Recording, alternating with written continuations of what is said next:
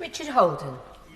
Thank you very much, Madam Deputy Speaker. Like many honourable members, I'd also like to send my best wishes to the member for Norwich North who can't be with us today.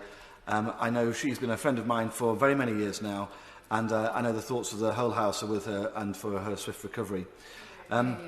I'd like to agree with many of my honourable friends and won't speak for very long. The honourable members for Basingstoke, Gedling, Elmerton Rothwell, Hayward and Middleton, West Aberdeenshire and Kincardine have all made excellent points and echo many of the points I would like to make. On Lord's Amendment 1, I agree with my honourable friend for Hayward and Middleton. I cannot understand when we're seeing huge population growth and massive development in some constituencies why you'd want to have 10 years rather than 8 years.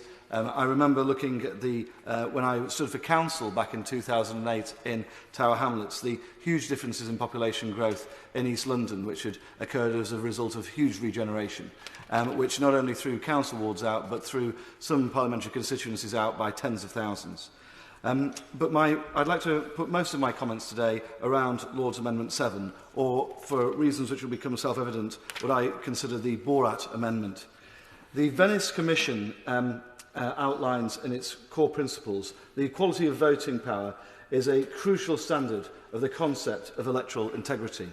I think that's really important, and I know there's been a lot of talk around tolerance today and the tolerance around that, but it's a tolerance around a mean. 7.5% either side, so that's a 15% difference. It's not 7.5%, so it is a significant change from 10%.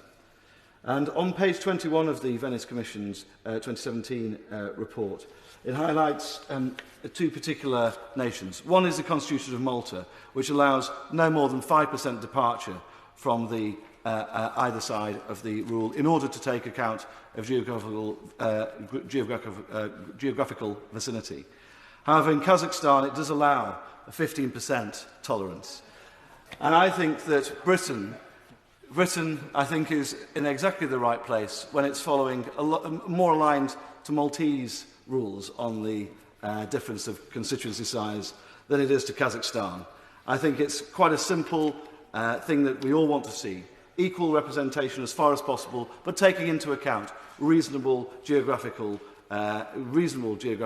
changes. I'm going to speak very briefly, so sorry.